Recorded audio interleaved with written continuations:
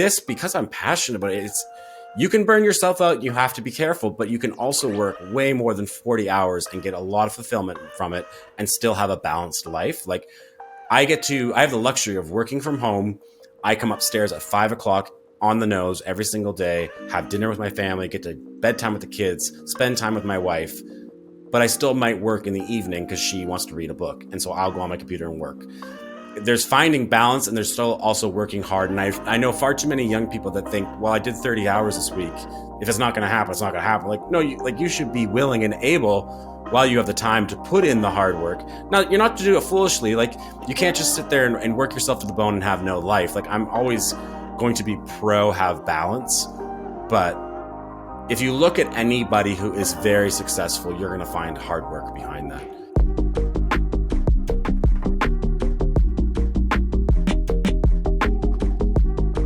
Hello, my friends. Welcome to Word Made Digital. I'm your host, Joanna LaFleur. This is episode 12 of 2023. We have a fresh episode, but a guest we've had before. It's my friend, James Adams. He was on, I think, season 2 of the podcast, and he and I used to even host a podcast together. You might have heard me talk about that in the past, Future Church. It's a podcast we did 5 days a week, and we would release like 10-minute sections. That stuff's still out there if you want to go check it out. Find us on Future Church. But let me tell you a little bit about James. And before I do that, a huge shout out to Compassion Canada and to the Canadian Bible Society who are making this podcast possible. We wouldn't be able to get this in front of you, in your ears, on your YouTube screen without them. So honestly, we're just so grateful for these partnerships and these amazing organizations. I'll tell you a little bit more about them later, but I partner with them and they partner with us because we really believe in what each other is doing. And so it's a real privilege to have them with us on Word Made Digital. And in the meantime, if you haven't, speaking of, he was on season 2. Yeah, we're talking about 150 episodes of the podcast. We've got dozens, maybe even 100 tutorials. We've got all kinds of back content for you to go check out on our YouTube page. We would love for you to do that. You can subscribe, rate, review, comment. We love when we get comments, questions, DMs, whatever it is. It's really cool to know who's out there listening rather than when I run into people everywhere and they say that they're listening or an episode meant something to them or they were sharing it with someone. It's really cool when we can get that content back from you. So send us a line. But let me tell you a little bit about James before we dive into this episode. And maybe after this, you'll want to go back and find the previous one that he was on. Well, James has recently joined the team at RenewedVision, and he's leading ProContent. You may know RenewedVision by a product they make called ProPresenter, and that's a presentation software. I used to say it's like PowerPoint on steroids, but because it's software that churches around the world are using for music and lyrics and videos and screen graphics and sermons, live broadcasts. It's basically for events big and small that are doing really complex things on screens. You probably are using it at your own church community. You may not just know it. So he recently sold his Christian media company, Visual Media Church, to RenewedVision. And we're going to be talking about it. We're going to talk about his journey as an entrepreneur, building this Christian media company, how to make products that actually help the church at a price they can afford without gouging them and having integrity with that, how to build from scratch, how to hire people who've never done something before and identifying that they could be trained up to help you in what you do, taking risks, building teams, selling what you built, all of it. We're going right in. You're going to love this conversation. Please enjoy James Adams. James Adams, welcome back to Word Made Digital. I'm so glad to get you on the podcast at this sort of like turning point in your work. So before we go too far, who are you? Please introduce yourself to us. My name is James Adams, and my title now is Director of ProContent at RenewedVision.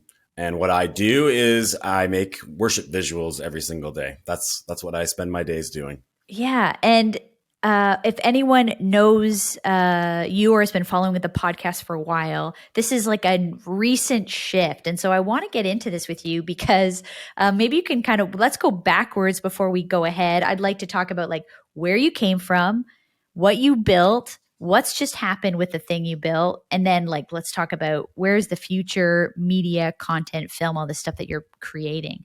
Okay, so if we can go backwards, like where did your career start in filmmaking, media, content? Can you kind of take us back to the beginning? It'd be really cool, I think, for people listening to hear like just like the trajectory of how you got to where you are and all the sort of turns along the way. For sure. I mean, I went to college not really knowing what I was going to do other than I had gone to visit a girlfriend at the time's class who was doing like journalism. And I said, oh, TV and graphics, that sounds interesting. I have no idea what I'm going to do. So let's just do that because that sounds like something I can handle. I didn't really have a lot of experience with computers or cameras. I had just kind of goofed around with some of that stuff. And so as I got into it, my thinking was, hey, I'll get into TV and, work in a studio because that's all I knew. And fortunate enough for me, at that time is when filmmaking kind of became easily accessible in that there was the Canon Mark II, the 5D. And for the first time ever, people were able to use what was a stills camera for video, and it became way more accessible. So I basically started going to school right as that happened. So people were still using the old big cameras, but then on the side, there was a few people who had some money who were buying these things and saying, well, this is the future. Like, this is so easy to use. Why don't you just use mine instead of renting out the big old school TV camera from the library at the school? And so that was definitely a shift. And I don't think I consciously made that shift. I just started picking up what was easy to use and also got into making kind of graphics and 3D graphics. And so a lot of that just really became accessible right at the right time for me when I was in school. Yeah, I love that. What you're talking about, because I often think about how I was at a pivotal start point of like my education, my career, the year the iPhone came out. And it's kind of like a marker in time. And it sounds like you in your career, the technology that came out was like that marker in time. Just as like a side note of that, I don't know if you know about this, but there's this like these people who are tracking like all these people who are incredibly successful in business and like how in different eras of history, they all seem to be born really close to each other. So even like Steve Jobs and Bill Gates are like only months apart because they both basically had access to the same technology developments at the exact same time in their life when they were the right age to like try those things, have time to play with them. They didn't have the burdens of adult life yet, so they could play with all this stuff. So it's like, that sounds like how you started. You were like the right place, the right time. Sometimes it is just about catching like the birth of an industry or a fundamental shift in technology, right? Like you said with the iPhone, like with cameras, all of a sudden video cameras became accessible to college kids, which wasn't the case before. And so it opened up a whole new area of business. And as well, the timing just after that is e-commerce, the idea that anyone at home could then build a website and build e-commerce solutions and sell things online. It was just the start of that as well. Before, you had to set up a business and figure out with your bank how to wire money in and out. Whereas when I started college is right when things like Shopify and Squarespace and Stripe all started. So it became accessible to the masses. And so, yeah, sometimes it's just you get a little bit lucky on timing on things. And I think, skill and a desire to learn and hustle mixed with the right timing can go a long way. But I mean, I didn't have it all figured out when I graduated school. I mean, sidebar, I didn't actually graduate. I finished the credit short. But I went and worked for a hockey team, which was, it was a challenging experience. It didn't go so well in that it was like 60 to 80 hours a week for the first 2 years, my first job.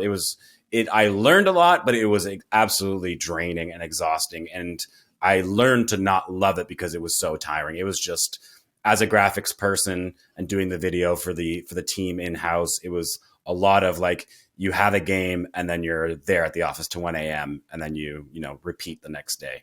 So it was really, really crazy, but I learned a lot and I learned how to work under pressure.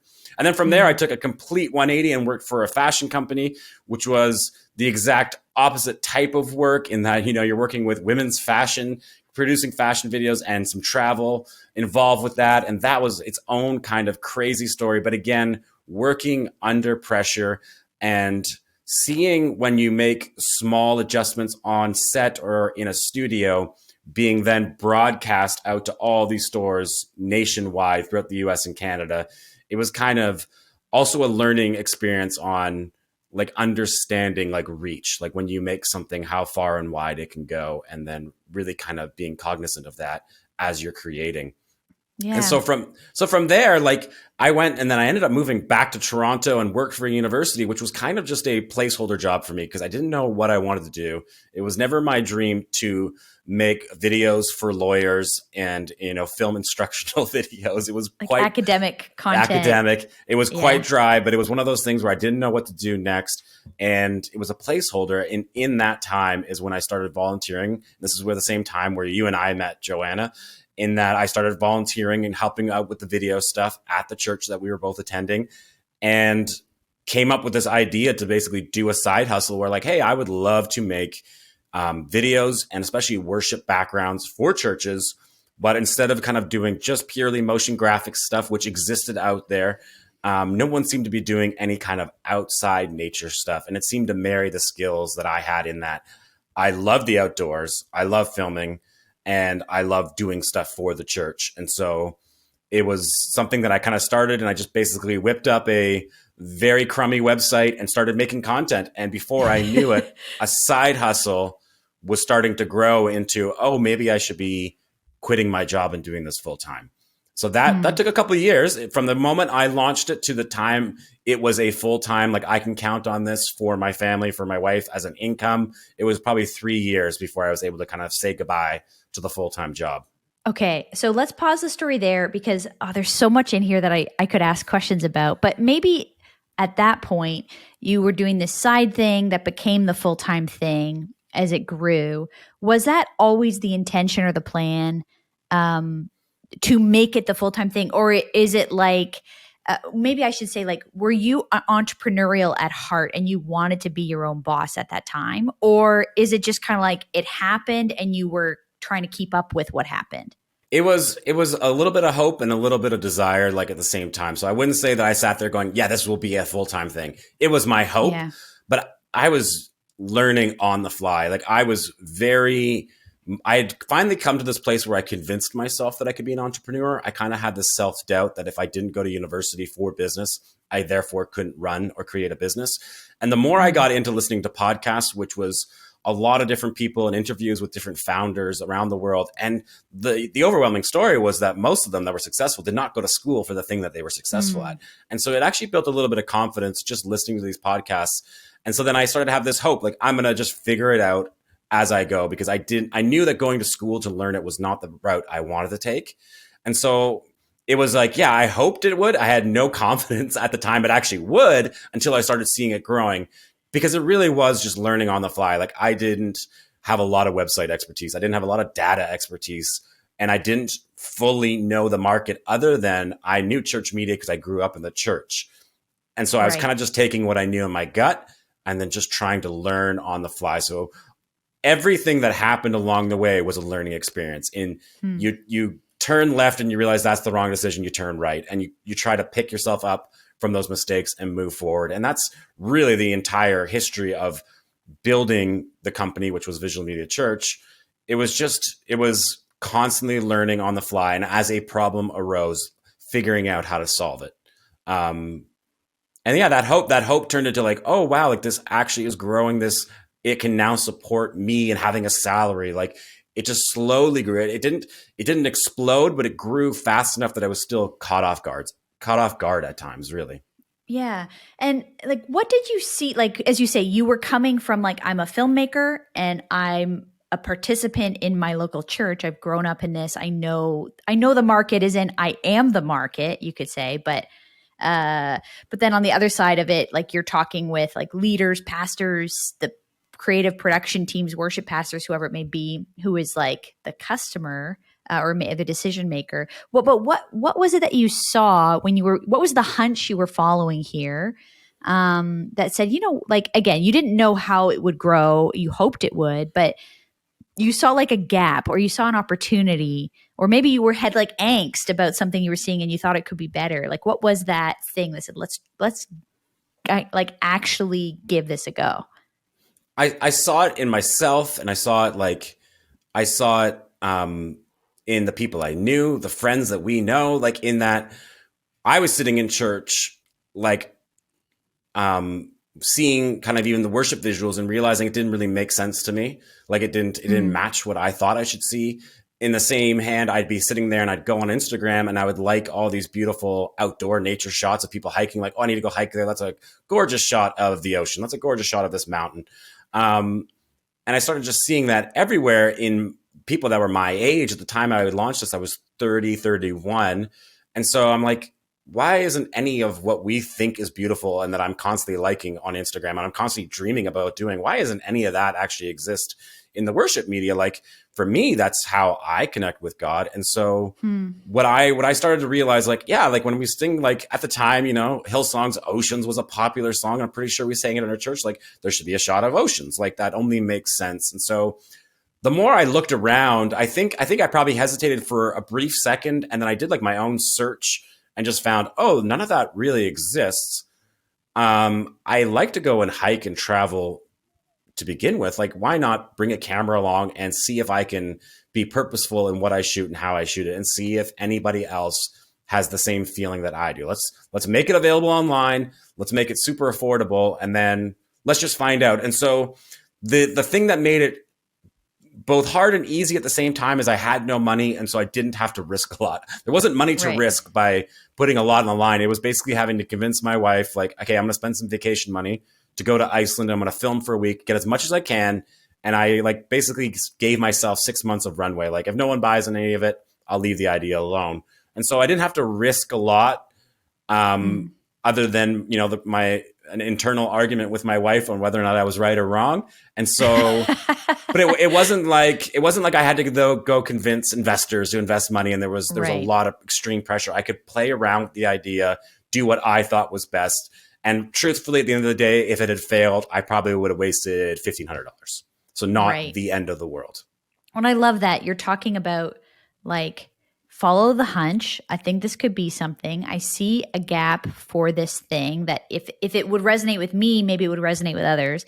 And like, don't outspend, like don't go outstretch yourself or like go into debt over trying this idea. I think that's probably a pretty good principle for like entrepreneurs or trying to sell something. And so then like, okay, fast forward, full-time, it grew, you've got a team, COVID happened. How did COVID, do you feel like that was like a make or break for you guys? Was that like the golden opportunity when the world shut down, everything went online? Like I'm just curious, how did the COVID situation play out in church media world? It showed me how my initial gut reaction was completely wrong. I was like, oh no, it's over. There's no meeting in church. The whole thing is going to be done. So, you know, I basically jumped into austerity measures day one and like, okay, what software don't we need? Like, how are we gonna scale back and weather the storm? And the reality is the exact opposite happened, in that we had started a Facebook group about a year earlier. It exploded. It started, you know, a couple hundred people a day at least joining the Facebook group, which then meant that more people were being exposed to what I was doing because I was posting there every day, kind of what we were working on. It also, we were able to adapt really fast in that fear and say, okay, let's make a bunch of live stream content. Let's just see if anyone uses it. And it worked really, really well, to the point where instead of like shrinking or losing members over time, we were growing faster than we had before. And so COVID, although, you know, really hard personally and, you know, not being able to go to church for basically living in Canada here for about a year and a half, while that was rough, at least God kind of had us in that the business didn't die, didn't shrink. And that was kind of my fear. It grew stronger, and it also forced us to adapt instead of kind of staying just with worship visuals. It was at that point where we really said, okay, we need to like provide more. Like, if no one's going to be buying these for giant LED walls, if no one's in a room with giant LED walls, well, how can we make more kids content or specific towards women's ministry or sermon series or social media? So we leaned in more into other things that actually diversified how we were providing media and what we were providing to churches. And it made us stronger. So it was actually kind of a kick in the pants, really, is to kind of like take a step back, look in the mirror. What do you want to change and how do you want to adapt? And so I think we did a good job of adapting, kind of rewriting what we were going to be about. And it forced us to kind of work harder. which was a good thing. It was probably the right timing for us because we were probably starting to stagnate a little bit if I were to look back and kind of evaluate where we were. Do you mean like creatively, like you were feeling like you needed like a push to do new stuff? Absolutely. We need a push. We need that push to think beyond just the niche. We were, like doing worship visuals for churches is a niche, but even just sticking just to the worship visuals is very nichey. So like being able to offer more than just what appears on the screen, like thinking more of what we are providing as total church media rather than just this one element within church media. Quick word here from our sponsor, because I think that the Bible can really feel overwhelming, confusing, and hard to believe sometimes. Do you relate to that? Well, the latest season of Scripture Untangled, which is a podcast by the Canadian Bible Society, is bringing you interviews with culture leaders, leaders in ministry, and Bible thinkers to inspire you to dive into the Bible and understand it. I've been part of this podcast since day one. If you listen to an episode of Scripture Untangled, you may hear my familiar voice on a few of the episodes, but you can listen for free and subscribe on wherever you prefer to listen to podcasts. You can go to scriptureuntangled.ca for more info. Scriptureuntangled.ca. Yeah, got it. And so, on this side of COVID, it was the push to think about different kinds of content, different ways people are consuming content. So you were adapting what you were creating, media, creative work, graphics, all this stuff for this new reality, online, in person, it's all happening. And then, okay, what has just happened? Now let's go to what has happened in your world now. Because like the big news is you've sold this company. And so yes. kind of tell us the story of whatever you're able to tell us. Tell us how that happened, and then we'll talk about what it is now. For sure. So, we've joined now RenewedVision, which runs ProPresenter. And so And maybe just pause for those who don't know, ProPresenter is like the prime, I would say, yeah. ProPresenter is the industry standard for projecting any kind of media onto screens, especially in the church world. So it is industry standard in that if like you want PowerPoint to project on steroids. Absolutely. PowerPoint is great for a little computer and maybe doing it in a small room. But when you need to broadcast to a room full of people and you have multiple screens and you want to, cut to a camera feed, you want to play media, you want to play music and playlists and countdowns and then the sermon series graphics, there's a lot of complexity there. And that is the one software that can do it all. And it can be controlled from a single computer by a single volunteer. So people often kind of overlook, especially if you're not on the technical side, how complex it is to run a screens for a large room of people and have it go off seamlessly. And that's what ProPresenter does. And so for our users and any one of our competitors' users, the primary endpoint for a lot of what we are making would flow through ProPresenter. So you would take this media, you would download it, you'd put it into some folders, and then most churches would be using ProPresenter and then putting their media in there and making it work. So if I back up, knowing kind of like, okay, well, like a lot of your content ends up with this other company's software. A couple of years ago, I had a friend who worked at ProPresenter who I kind of had just met online and just had basically reached out and said, hey, like, is this something you'd ever be interested in? And so I took a step back and said, give me a couple of days to think about it. And I said, okay, give me, the owner you're referring to, his email. I'll email him and just kind of talk with him directly. I don't feel comfortable just throwing out ideas through email. It seemed a little kind of bush league to kind of just start, throwing out ideas and what you think would work through email. And so when you don't even know the guy, there's no relationship when I don't even know, to like exactly. play off of. Yeah. I think we had done like one kind of FaceTime, like just, hey, get to know you. Like I'm so-and-so from this company, like just a little intro. And so he basically emailed me back and said, yeah, I'm available this Wednesday. And this was a Sunday night, I believe. And so the issue with that is, I live all the way up in Halifax, Canada, and they're all the way down in Atlanta. And so booked it home because I was away on vacation with our family, just a couple hours away in Prince Edward Island. Hopped on an airplane, flew down there the night before, went and did a meeting, basically gave a pitch and just said, this is what I want. This is one of the owners of the company. I just said, this is my dream to work with you guys because it would allow me to get more content to more people and to change the way the industry works. Because right now, ProPresenter uses all this content, but has none of it itself. Wouldn't it be amazing if you could integrate those two experiences together? It would change the industry. It would change how content gets made. And I was looking at what they had done up to that point, and I could see that it took a team of people, a team of like high level, really smart people to create this software. And where I was at is we were a small team, bootstrapped. It was exciting for me to think like, what could they do to help me do what I do better, right? And so that conversation started, and it took almost a full calendar year from the first conversation to the time the deal was done.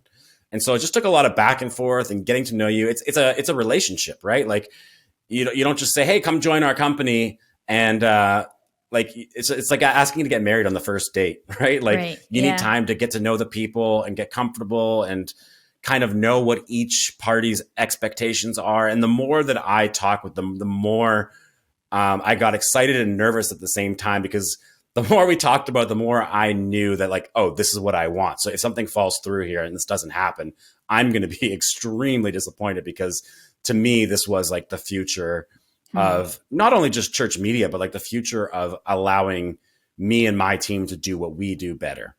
Because we weren't website people. We weren't software engineers. We make great content. We have a good feel for that. It was exciting to be able to work with other people who would kind of pick us up where we were weaker and allow us to be better in the areas that we were already good at. And that's what made it really exciting. As sort of like, I think you are one of the people in my spheres that have such like a natural, whether you would call yourself an entrepreneur, I think you do, or not. I don't know if you do, but I think you do. You're a business guy. You think this way. Was that always the game plan, James? Like, I want to sell this company. Or maybe like, were there things you were thinking in order to sell a company, you have to set up certain things, like make sure it's a corporation that could be sold instead of a sole proprietorship, or all those or whatever it's called in other countries. Were there things that you were thinking about like years ago, like I hope this might happen one day, or was this kind of like, again, another turn, like COVID was a turn that wasn't expected, this kind of came unexpected? It came unexpected. It wasn't the goal from the start. It started becoming the goal as I started talking to them. In that, like, as an entrepreneur, like, you do have to transition your business away from just being a side hustle to a business at some point. So when I went full time is when I fully incorporated and started paying myself a salary instead of, whatever money you make flowing through your personal account. And you have to adapt personally too. Like, I'm married. And so when I started, it led to frustrations between me and my wife, in that business money would come into our personal account, and then I would go spend some like $3,000 on a camera, and she'd be like, "Why are you spending?" I'm like, "Well, that's business money," and it was hard to kind of keep those two things separate. And so it actually made practical sense to like incorporate and make it into a business, and then also pay myself a salary, so that instead of kind of whether you have a good month or a bad month, you pay yourself more or less. It was way better for us just to plan and be fiscally responsible in our own household if I just knew what I was making every 2 weeks. And then that allowed me that if the business was doing better than what I was making, it allowed me to take that money guilt-free and invest in hiring people, or invest in doing a filming trip, or gear and equipment. So it allowed me to budget properly. And so that was really, really helpful. And I often will tell entrepreneurs that I meet, there's a certain line where you have to kind of turn it into an actual business. It changes your mindset too. It definitely feels more all in when it's a business as opposed to a side hustle, and you kind of just claim that money as extra income that goes into your personal account. It changes. It feels more serious. And then it also prepares you for that if a situation arises where you're asked to join another company or sell the business, then at least it is easier once that's done. You're set up properly. It also just makes your life easier when it comes to taxes and doing all that kind of stuff. And that's all the classic stuff, like what you're talking about. I'm listening as a business owner thinking like all the stuff, I don't know where you're supposed to learn it, but it feels like everyone learns it kind of trial by fire. I might call up my buddy James Adams, say, hey, what do I do? I mean, in the early days, I messaged you all the time about different questions I had, or you're asking an accountant friend or an HR friend. Like, we got to watch YouTube videos, get knowledge wherever you can, because you started the business out of like your creative passion And then very quickly, if you're not doing the business side of it right, it all would have fallen apart.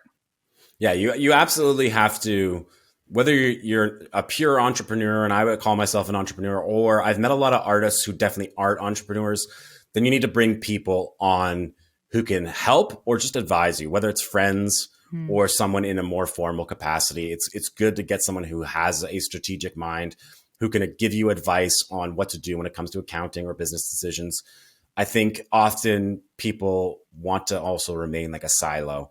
And I find that if you have trusted people in your life, then reach out, ask for help. Like it really will help you. Like in that story I just shared about flying down and meeting with the owner to kind of give them my pitch of what I thought the future could look like. It wasn't just my idea. I had met with a friend who had sold a business, a completely unrelated business in landscaping, and met with him and said, hey, like, here's what's happening. What do you think? Like, this is a good idea. This is a bad idea. And he was the one that said, well, don't send it in an email. You need to go like the way my world works in landscaping. He said, like, you meet face to face, and that's the way real relationships are started. They're started better when it's a face to face in a meeting. You get to know the person. You can see body language. So you'll get a better read on if they're serious or not, or if they're just kind of trying to find out the value of something. And so he said, this is your best option. And I was like, that makes so much sense. And it was, because from that moment onwards, I felt like I knew the people that I was talking to. And if they were to ever consider anyone else throughout that process, which I only assume they did, it would only strengthen how they feel about me if they got to sit in a room with me and talk ideas and see my passion for what I do. So that can ring through, as opposed to just saying, yeah, here's what my business is and here's what I think it's worth. And, let's talk through email. Like, that's not the way true, real communication can happen. It always happens. You're not talking better. about selling like something on Facebook Marketplace. You're talking about a business. The dollars are a bit different. So there's a relational piece to this. This isn't just about, buying a chair for your kitchen. Absolutely. And for me and for them, which is why this relationship like worked out and ended up we came to a deal, was because I wasn't interested in just taking some money and running. Like, I was looking like, what does the future hold for me? Like, I want to keep doing this. I'm not looking to just retire here. Like, I want a future. So how does that look? How do you guys see that? And that's exactly what they wanted. They didn't want just the past content. They said, well, how do we keep on making great content? How do you become better than you've already been up to this point? So this was never a end point. This was more like a middle stop along the way. Let's take a stop. Let's make something new, and then let's superpower it. And let's, like, how do you pour gasoline on the fire was always the line, right? Was like, how do we make what we do as our small team even better? Well, having other people who can handle maybe technical side of things, take that off your plate. We have a marketing team, take the marketing off. It takes away all these other distractions that weren't our skill sets per se. You mentioned your team. I want to talk about your team because I have observed you kind of taking a unique approach of hiring people who have no experience. And then you've now grown them into people who really saw the win themselves, when this company sold, a few years later. So I want to talk about that side of it, because like, why would you hire people with no skill? What were you looking for in people you hired? Was there trial and error there? Like, I want to get into your mind around how you built your team and developed those people. I mean, the honest answer is I couldn't afford people who had a lot of training. That's the way it was at the start. Okay, like, yeah, right. You're bootstrapping a business. You're operating on small margins. And I was afraid of risk at the time when I started making hires, in that I knew if I tried to hire someone with 5-10 years experience, I didn't have the types of things set up organizationally to be able to really accommodate that. And I felt at the time it would put a strain on the business to perform and push sales harder and harder and harder just to make ends meet. I never wanted to be in a position where I was worried about payroll. I was worried about whether or not we had enough runway for the business to live for another 6 months. I always wanted it to be comfortable, because ultimately it was my full-time thing. And so I kind of was looking at it like, is it running like a pure business where I want to take investors down the line? Or am I operating more like a sole entrepreneur and I need more like support people around me. And that's kind of the route I went, in that I felt like what we were doing was working. What I needed help with at the time was, can I bring in people to take on tasks that are consuming my time that will allow me to better do what I do? And so it didn't really require training, but it came with perks, right? So when I hired Michael, Michael works for me. He's worked for me for 3 years plus now. He didn't have any experience, but he was a hard worker.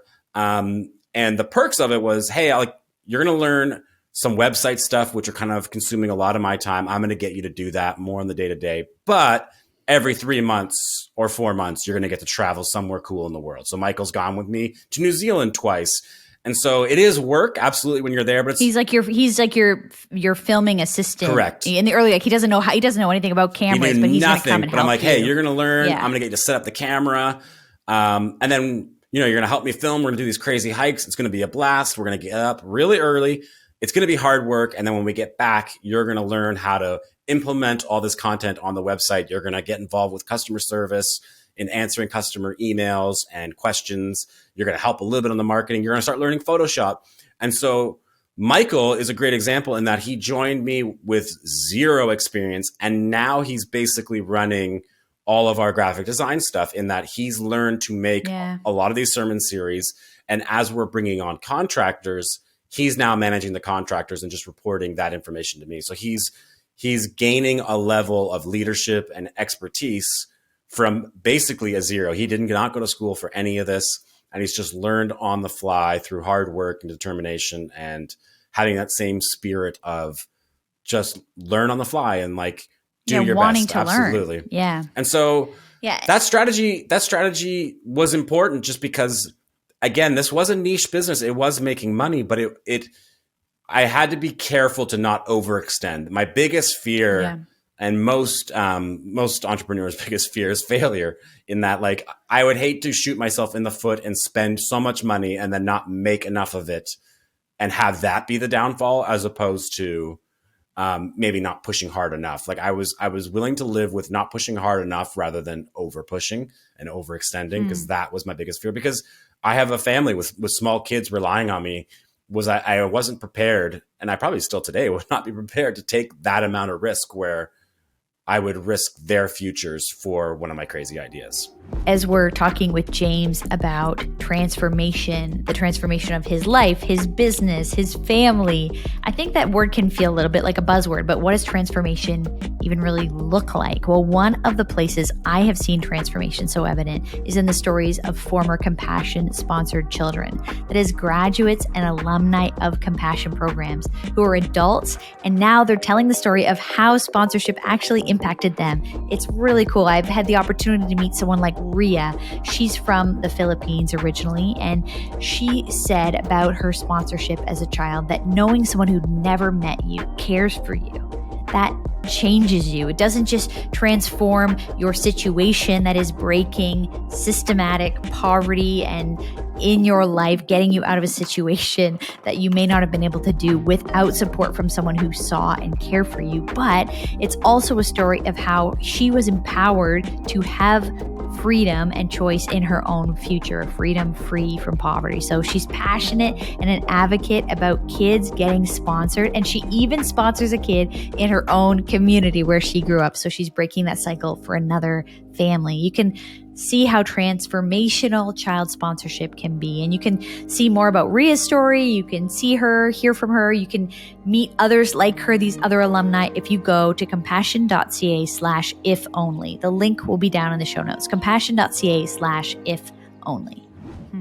And I know it's funny because you are a person who you are friendly with risk. You want to take a risk, but you're not a risky person. You're thoughtful and meticulous about how you make those decisions. Like they're not off the cuff risks. You've done your research, or you take a risk you can afford to make. Maybe starting a business is always a risk. Like doing anything entrepreneurial, there is some risk.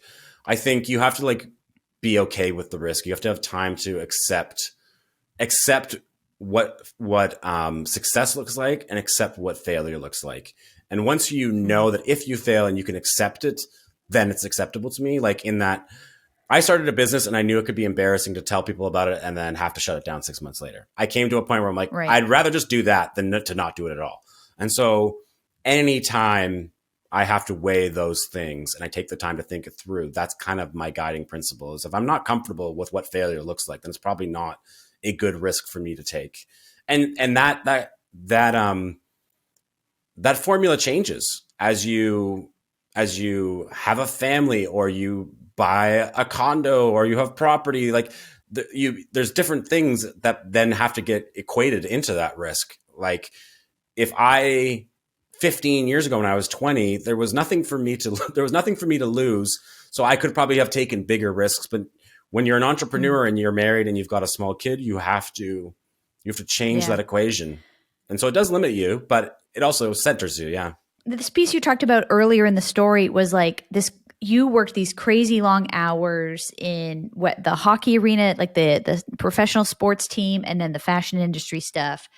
Would that be your advice to young people? Like, okay, you're talking about if you're a younger person listening and you have some idea, you're talking about like you might be able to take more risk than a person who's got more to lose in terms of they have family obligations, they have a mortgage to pay, whatever that reality is as you get older. Yeah. But also maybe that other side. Do you think it's good for a young person to like do that hard work? Like just like I'm thinking of Michael who joined your team, no experience, but he wanted to work hard. Like when you think about advising a young person who wants to has big dreams, is that the time to go? Because some people are like balance, of course, you should take a day off and all this stuff. But or do you think the other thing is actually when you're young, go hard, push hard, take a risk? I think there's a lot of around what you just said that there's a lot of lies on social media these days or just falsehoods in that you don't have to work hard to achieve success, because you'll see someone on social media and you'll find the 1 in a million case of someone who didn't do a lot, became super famous and, achieved all their dreams without any hard work. The reality is for most successful, 99.9% of successful entrepreneurs, it is risk, but it's also a lot of hard work. And you have to find what you're passionate about. So for me, I still, especially when I launched this business, and I still at times when it's appropriate will be up at night on my computer working, because it doesn't feel like work to me. It's not I had some landscaping jobs where every minute of that job felt like work. I did not want to be there. I was dreaming of the moment I got off.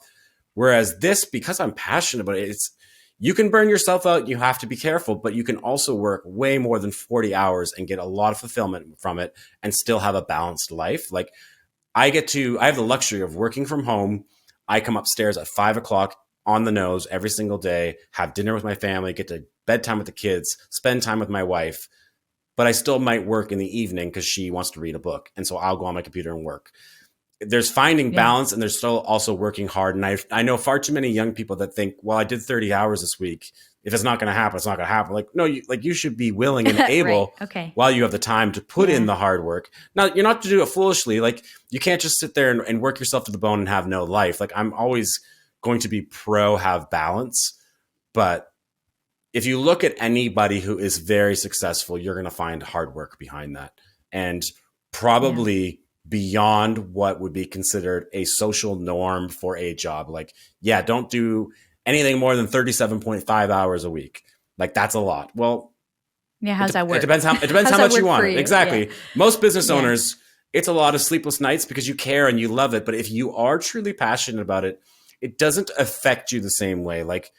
Working 50 hours or 60 hours a week for me now with small kids and my wife, that doesn't feel overwhelming because the time that I am working is not draining me. I feel it fulfills me in a lot of ways. And so it's finding what you're passionate about that makes it easier and makes that not sound so overwhelming. But yeah, if you're used to a 9-to-5 job where you punch in, punch out, 40 hours can feel like a lot if you don't like it. And so that's really what it is to be an entrepreneur. You can't be motivated just by money. Money is not going to make you happy, and nor will money solve your problems or make it enjoyable. The people who are super successful, even if they're an accountant, it's because they love accounting and they love balancing numbers and working in spreadsheets. You have to have a passion with what you do. So that applies to whether you're making church media, you're an accountant, or you're a landscaper. If you just love landscaping, I'm sure that 40 hours to you feels different than 40 hours to someone else who doesn't love it. Right. Yeah. Well, and I think there was sort of a philosophy in the Dutch household I grew up in, which was sort of this idea of like, get hard jobs when you're young. Like, first of all, you have physical energy. So just like, this is the moment. And also you have no skills or experience, and you should not be entitled, because like if you're going to scrub the toilets, that's like about where you are on, on the hierarchy at that point. But this, I was sitting around with some of my own teenage nieces and nephews, and somebody was talking about they were trying to get a job that was like an easy job as a teenager. And another adult in the room was sort of saying the philosophy of their grandfather, our dad, about like, get the hard job when you're young, because you're going to learn like it won't get you where you hope to go in life if you get the easy, lazy, not even lazy, just easygoing job. You want to actually like have some adversity to overcome. You want to like learn from putting some sweat equity into stuff, literally physical effort into stuff. I have a 20-something-year-old marketing young person staying with me right now just for a little while. And it's been interesting to observe what she says about how I work. A decade, whatever, older than her, running a business. And she says, you work a lot. And she doesn't mean that as a criticism. It's more like, I'm like kind of inspired by it, is sort of how she said it. Like, yeah, if that's what you want, that's what it's going to take. And not everybody wants it, and that's okay. Not everybody Absolutely. has to do it. But for those who want it, it does take the work. Okay, so before we end, I'm curious about ProContent and RenewedVision, and how the conversations you're having, for whatever you can share with us. Just like, what are you seeing in the future? Media, Christian events, live content, online content, metaverse, AI. I don't know where you want to take this, but when you get excited about these collaborations you're now able to do with RenewedVision, because you're taking what you're expert at and then getting the resources of the larger team, like what's some of the stuff you're excited about or see coming? Maybe churches haven't even thought about this stuff yet, but you're thinking about it.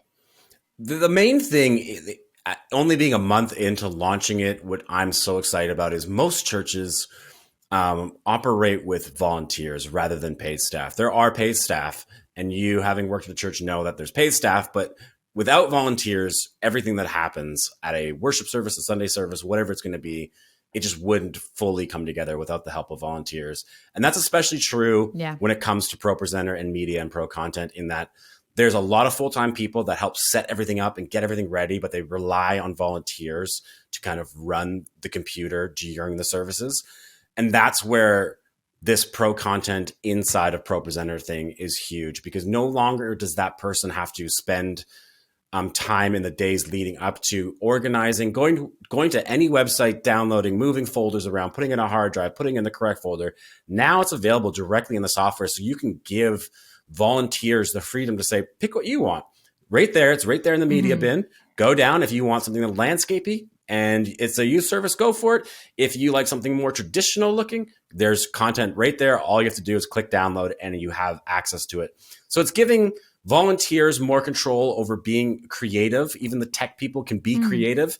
It's going to save the paid people, the people who work for the church, time, rather than having to do everything for that person in setting up and preparing. It's going to save them time and energy.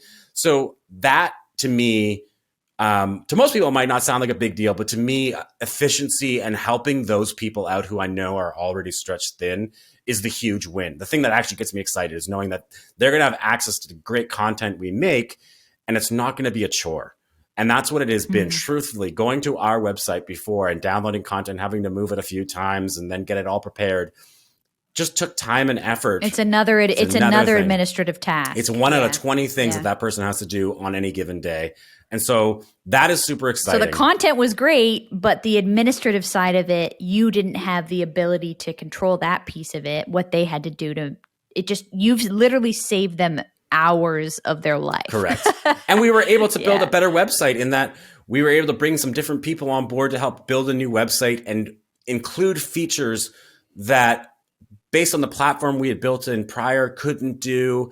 Even it would allow us to clean up mistakes that like we had made 5 years ago, but because we had chosen a platform, we kind of had to stick with it. We got to start fresh and bring in other really smart technical people to like, how do we just make this experience better for our users? And so now the ProContent website is so much better than what the VMC website is. It's just so much easier to download and use and for people to sign up. So it gives a lot more ability to then iterate and develop new ideas going forward, knowing that we have a team of technically minded people that we're able to do what I think no one else will be able to do because we have this tie-in directly into the software.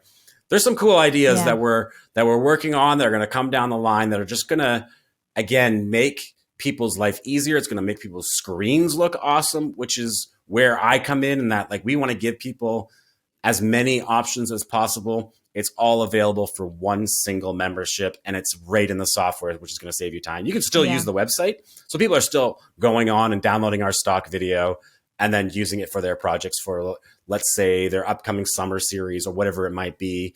We have all that still available, but this tie into the software is something that no one else can offer. And so it makes something, there's a lot of like excitement because it's unknown how far we really can take that. And give people control and creative ability. Yeah. Well, and James, what I'm hearing too in this, I mean, first of all, when you're talking about the future, you're talking about like screens aren't going away. Creative content isn't going away. People like the desire, the hunger for it.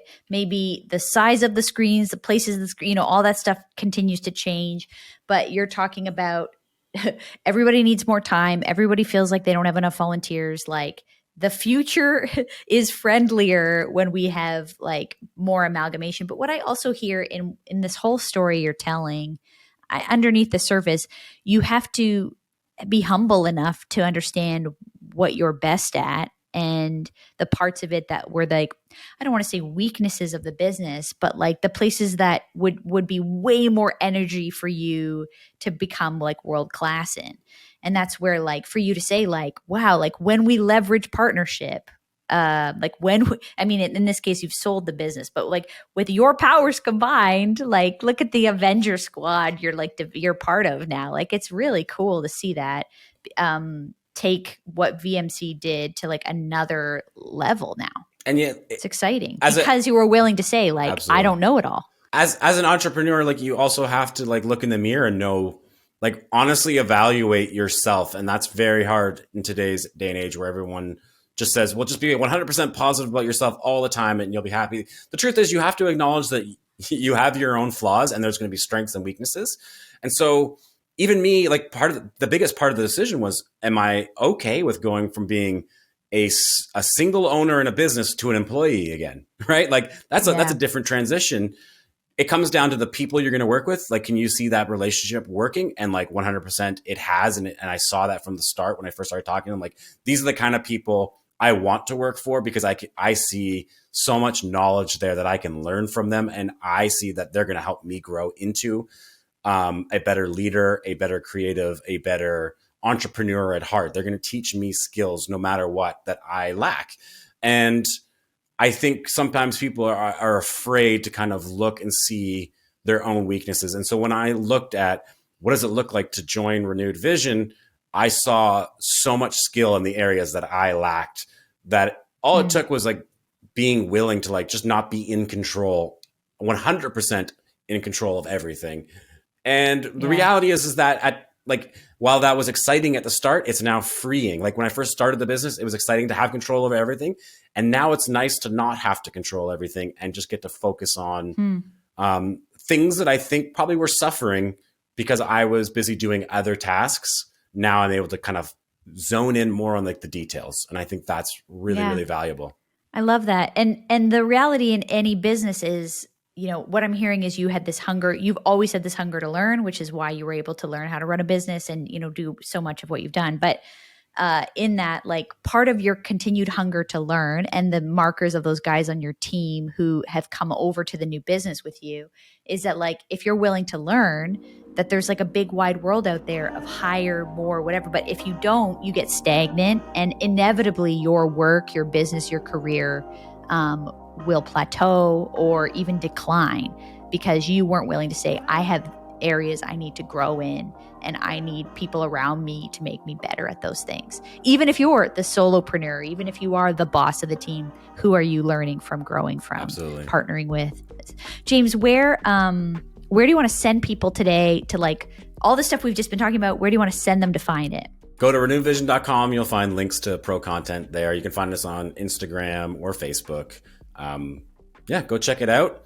And if you don't already have ProPresenter, you should download that. Awesome. James, thanks so much. It's been really fun to get this update like a few years later on this side of COVID, get you back on the podcast. So maybe we'll have to like circle back again in a couple of years and find out what you've done next. Awesome. Thanks, Thanks, James. Joe. James Adams, loved our conversation. Always enjoyed chatting with him, and it was great to be even with him in person so recently so we could jump right into the conversation as we recorded the podcast. Next up, we have Misha Watson. She's another round two here because she's doing something new I wanted you guys to hear about. She's got a new podcast all about digital dating and singleness in this digital age as Christians. So going to be a little bit spicy. We're going to have a good time on that conversation. Thanks so much to our sponsors, to Compassion Canada, who are lifting children from poverty in Jesus' name, and we can be part of it. And to the new podcast, Scripture Untangled by the Canadian Bible Society, an amazing opportunity to untangle and wrestle with Scripture in a bigger way in your life. So check us out on YouTube. Hit subscribe, rate, review, comment. We would love to hear from you, and we'll see you back next week on the next Word Made Digital podcast with Misha Watson.